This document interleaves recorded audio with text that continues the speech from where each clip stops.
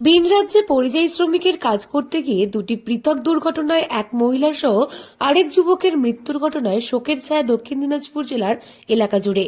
Police সূত্রে জানা গেছে, মৃত ওই মহিলার নাম মাকনা বর্মন, বাড়ি তপন ব্লকের চণ্ডীপুর গ্রাম পঞ্চায়েতের জামালপুর গ্রামে। অপর যুবকের নাম সজীব মহন্ত, বাড়ি হিলি থানার ধলপড়া গ্রাম পঞ্চায়েতের কিসমত দাপট এলাকায়। ঘটনায় মৃত ওই মহিলার দেহ বাড়িতে পৌঁছলেও মৃত ওই যুবকের দেহ পরিবারের কাছে এসে এখনো পৌঁছায়নি। সাধারণ গরিব মানুষ, লেবাররা অর্ধাহারে অনাহার থাকে, যার জন্য এরা বাইরে যায়, পশ্চিমবাংলার বাইরে যায়। সাথে সাথে এই গ্রামেরও অনেক লোক, 50 থেকে 60 জন শ্রমিক তারা বাইরে যায় ভারতবর্ষের অন্যান্য রাজ্যে। এখান থেকে মহিলা শ্রমিক হিসাবে যে কজন যায় তার মধ্যে এই মাকনা বর্মন পরিযায়ী শ্রমিক কাজটা করতেন। এই কাজের উপরই তার সংসার চলত। তাহার অকাল মৃত্যুতে সরকারের যে নতুন যে প্রকল্প, রাজ্য সরকারের কর্মপ্রার্থী পরিযায়ী শ্রমিকের, তার জন্য যে টাকা দেওয়ার কথা 2 লক্ষ টাকা, যাতে ওই পরিবারটা পায়, তার জন্যই আমি একজন ভোটার হিসেবে আবেদন করছি। জানা গিয়েছে, মাকনা বর্মন বিগত প্রায় 20 দিন আগে কাজের উদ্দেশ্যে জম্মুতে যায়। সেখানে গিয়ে কাজ শুরু করবার কিছুদিন পর গাড়ির ধাক্কা লেগে গুরুতর জখম হন তিনি। এরপর অন্যান্য শ্রমিকরা স্থানীয় হাসপাতালে নিয়ে গেলে মাকনা দেবীকে চিকিৎসক মৃত বলে ঘোষণা করে।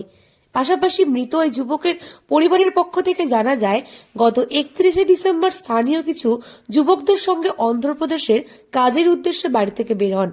এরপর গত সোমবার সন্ধ্যে নাগাদ অন্ধ্রপ্রদেশের বালাজি জেলার রেনিগুন্টা এলাকার রেল পুলিশ পরিবারের সঙ্গে যোগাযোগ করে জানিয়ে দেন সজীবের পচা গোলা মৃতদেহ পুকুর থেকে উদ্ধার হয়েছে।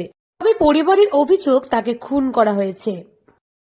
ডিটেলস আমরা নিচ্ছি, পরিবারের সাথে স্থানীয় ব্লক লেভেল থেকে ওরা কন্ট্যাক্ট করা হবে। কী ধরনের সাহায্য লাগবে সেটা পরিবারের সাথে আলোচনা করে যেভাবে হোক এটা আমরা পরিবারের সাথে থাকবো। অন্যান্য কোনো সাহায্য ওদের ডেড বডি এখানে আনা বা এই ধরনের বিভিন্ন ইয়ে হতে পারে, সেটা রাজ্য সরকারের একটা টিম কাজ করে এই ধরনের কেস। তো দিল্লিতে একটা টিমও বসে আছে, এগুলো কোঅর্ডিনেট করা আছে। তো ওনাদের সাথে আমরা প্রথমে প্রাইমারিলি এটা টেক আপ করা হবে, তারপরে সিচুয়েশন অনুযায়ী যা লেভেল সেটা করা হবে।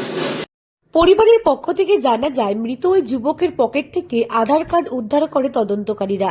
সেই আধার কার্ডের সূত্র ধরেই মৃতের পরিবারের সঙ্গে যোগাযোগ করেন। এরপর মৃতদেহটিকে পরিবারের সদস্যরা শনাক্ত করেন। এরপরে হিলি থানার দ্বারস্থ হন পরিবারের সদস্যরা। মৃত ওই ব্যক্তির সঙ্গে গ্রামের একাধিক যুবক কাজ করতে ভিন রাজ্যে পাড়ি দিয়েছিল।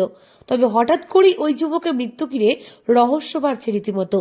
অপরদিকে মৃত মহিলা মাকনা বর্মনের পরিবার সহ গ্রামবাসীদের দাবি, এখানে কোনো কাজ না থাকার জন্যই ভিন রাজ্যে কাজের সন্ধানে বহু মানুষ পাড়ি দিয়ে থাকে।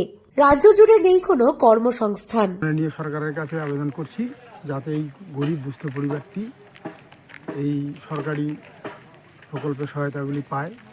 এখানে 50-এর উপর লোক বাইরে কাজ করে। এখানকার পশ্চিমবাংলায় কোনো আমাদের বড় কারখানা, বড় কর্মসংস্থানের পথ নাই, জন্য এরা বাইরে যায়।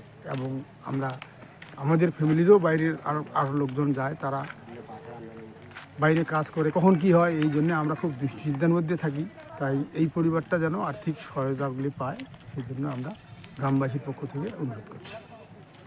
পরিবারের পক্ষ থেকে পরিযায়ী শ্রমিকদের জন্য সরকার যে সুযোগ সুবিধার উদ্যোগ নিয়েছে, সেই সুবিধাগুলো যেন সঠিক সময়ে পাওয়া যায় তার আবেদন জানানো হয়েছে।